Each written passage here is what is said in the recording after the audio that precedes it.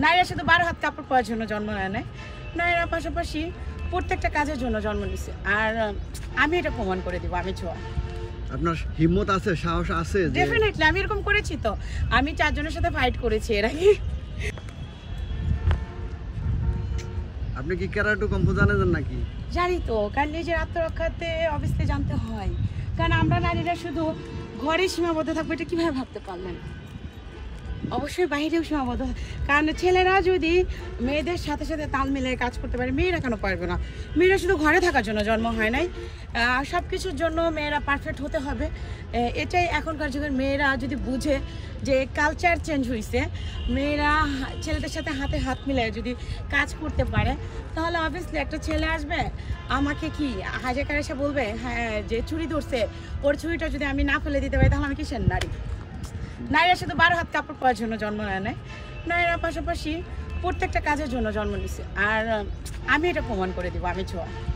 আপনার হিম্মত আছে, সাহস আছে? ডেফিনেটলি আমি এরকম করেছি তো, আমি 4 জনের সাথে ফাইট করেছি এর আগে।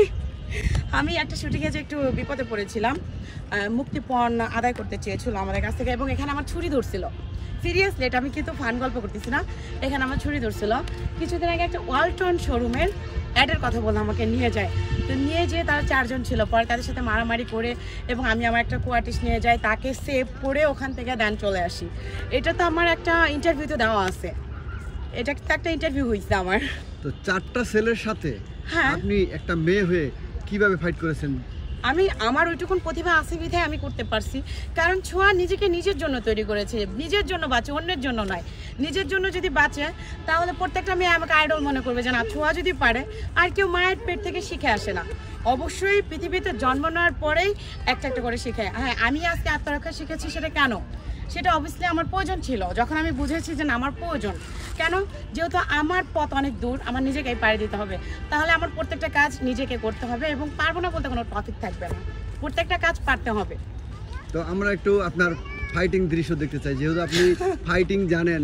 4টা ছেলের সাথে আপনি একাই ফাইটিং করে তাদেরকে কাজ করে দিয়েছেন, তো দেখি একটু আপনার ফাইটিং এর দৃশ্য কিভাবে আপনি করেছেন। অ্যাকচুয়ালি এভাবে তো দেখার জন্য যাবে না, তো আমি অন্য একদিন দেখাবো নি, সমস্যা নেই, অন্য কাউকে এনে ওর সাথে আমি ফাইটিং করবো, তখন দেখবো। নাকি এটা চাপাবাজি করলেন? ছোঁয়া কখনো চাপাবাজি করে না, এটা অল বিশ্বের লোকই জানে, এবং ছোঁয়ার সাথে যারা চলে তারা ছোঁয়ার ভক্ত এত পরিমাণ হয়ে যায়, এক কথায় বিগ ফ্রেন্ড, মানে ছোঁয়াকে ছাড়া অন্য কিছু চিনেই না। আমার তো মনে হয় চাপাবাজি, তা না হলে তো দেখাতে পারতেন, একটুও দেখাতে পারলেন না, দু একটা স্টেপ তো দেখাইতে পারতেন। শুনেন, একদিন আমি এইভাবে পাউচা করছি, একটা লোক, মানে আমার তো পার্লার আছে, বিজনেস, তো আমার পার্লার বাইরে থেকে আমার একটা থাই খোলা ছিল, উনি দেখে এক দৌড় মারছিল যে ভাই তুই কি মানুষ না অন্য কিছু।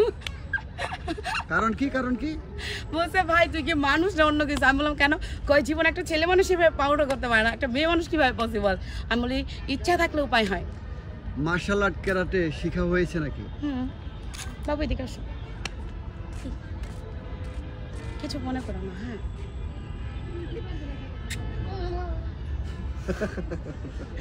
ব্যথা পেয়েছো? তো এটা কি কোন স্টেপ মার্শাল আর্টে? দেখাইলাম এমনি। এমনিতেই দেখালেন, এটা কোনো মার্শাল আর্টের কোনো দৃশ্য নয় না, অবশ্যই এই যে ওরে যে ধরলাম আমি, এই যে এইভাবে ধরে এখন এইভাবে যদি দেই কয়েকটা, তাহলে তো এখন আপনি যাকে ধরবেন ছেলে মানুষ, ও তো বাচ্চা মানুষ, এই কারণে সুবিধা নিচ্ছেন। ছেলে মানুষ কি এভাবে সহ্য করবে? সে তো আপনাকে পাকড়াই দিবে। অসম্ভব।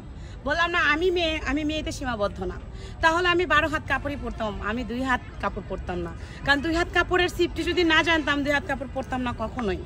আর আমি আজকের ছোঁয়া হইতে পারতাম না। আজকে আমাকে অল বিশ্বে জানে যে আমি একজন ছোঁয়া, একজন অভিনেত্রী এবং একজন ভালো গায়িকা। পাশাপাশি আমি একজন কিন্তু মানে আমার একটা একাডেমি আছে আমাদের, যে একাডেমিতে আমি নাচ শিখেছি, ওই একাডেমির কিন্তু আমি একজন সদস্য। আচ্ছা, 12 হাত কাপড় পরলে কি মানুষ কোনো কিছু সফলতা অর্জন করতে পারে না? ডেফিনেটলি পারে। তাহলে আপনি যে তাদেরকে অপমান করে কথা বলছেন? না না, আমি তো নিজেই 12 হাত কাপড় পরি, মানে এটা জাস্ট এক্সাম্পল বুঝাইলাম যে কিছু কিছু নারী আছে মনে করে আমার এই 12 হাত কাপড়ে সীমাবদ্ধ, কিন্তু না, অ্যাকচুয়ালি একটা নারী 12 হাত কাপড়ে সীমাবদ্ধ থাকে না। তার ভিতরে কি প্রতিভা আছে সেই নারীটা নিজেও জানে না। যদি সে অ্যানালাইসিস করে যে আমার ভিতরে কি প্রতিভা আছে, ওর ভিতরে অবশ্যই প্রত্যেকটা নারীর ভিতরে কোনো না কোনো প্রতিভা আছে। তো প্রত্যেকটা নারী ইচ্ছা করলে তার প্রতিভাকে জাগ্রত করতে পারে। এবং একটা ঘরের বউ হোক কিংবা একটা ঘরের মেয়ে হোক, সে যদি মনে করে যে আমাদের দেশটাকে আমরা আরও উন্নত করতে চাই, একটা বরের পাশাপাশি একটা বউ কাজ করবে, সে ঘরে বসে কাজ করতে পারে যদি তার ভিতরে সেই আত্মবিশ্বাসটা থাকে। এবং আমি মনে করি প্রত্যেকটা মেয়ে কর্মঠ হওয়ার দরকার। এবং আমাদের বাংলাদেশের বুকে যাদের মেয়ে বাচ্চা হয়, বিশেষ করে সেই বাচ্চাটা 12 বছর যখন তার বয়স হয়ে যাবে, তখন তাকে একটা না একটা কাজ শিখাইতে হয়। কেন?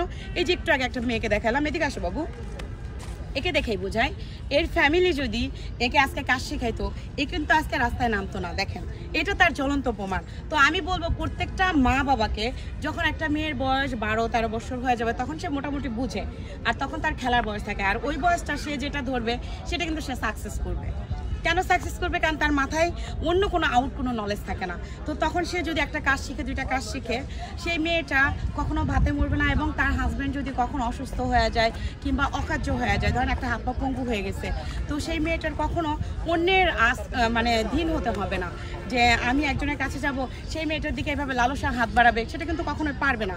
এটা শুনতে খারাপ শোনা গেলে এটাই বাস্তব, যে বাস্তব বড় কঠিন তবুও মেনে নিতে হয়। কেন? কারণ যখন আপনার পকেটে টাকা থাকবে না,